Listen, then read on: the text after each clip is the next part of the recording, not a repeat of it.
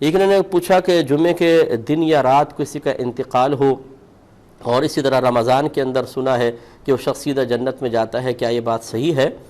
تو جی ہاں، یہ ضرور ہے کہ حساب و کتاب بالکل بھی نہیں ہوگا ایسے شخص کا، اور جس کا حساب و کتاب نہیں ہوگا انشاءاللہ اللہ کی رحمت سے امید ہے کہ وہ جنت میں جائے گا۔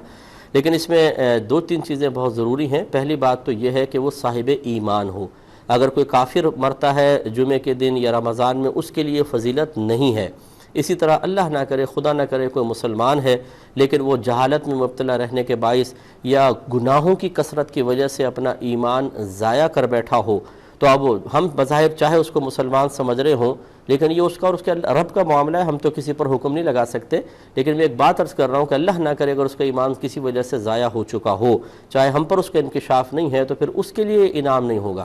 تو بعض ایسے ہوتے ہیں جو اللہ تعالیٰ کی بارگاہ میں منہ بھر بھر کے شکوے کرتے ہیں، ذرا بھی کوئی تنگ دستی آئی، پریشانی آئی تو یہ اللہ تو نے کیا ظلم کر رکھا ہے، تیرا کیسا انصاف ہے، اور معاذ اللہ ثم معاذ اللہ یہاں تک سنا گیا ہے، اور بکثرت ہمارے پاس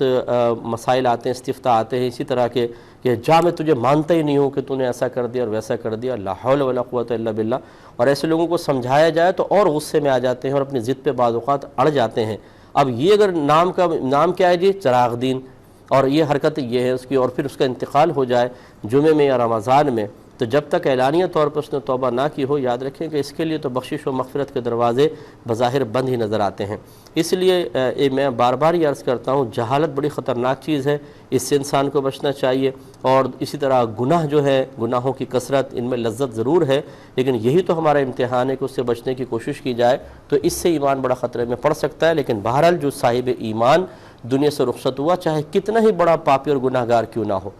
اگر مسلمان ہے تو اس کے لیے انعام ضرور ہوگا۔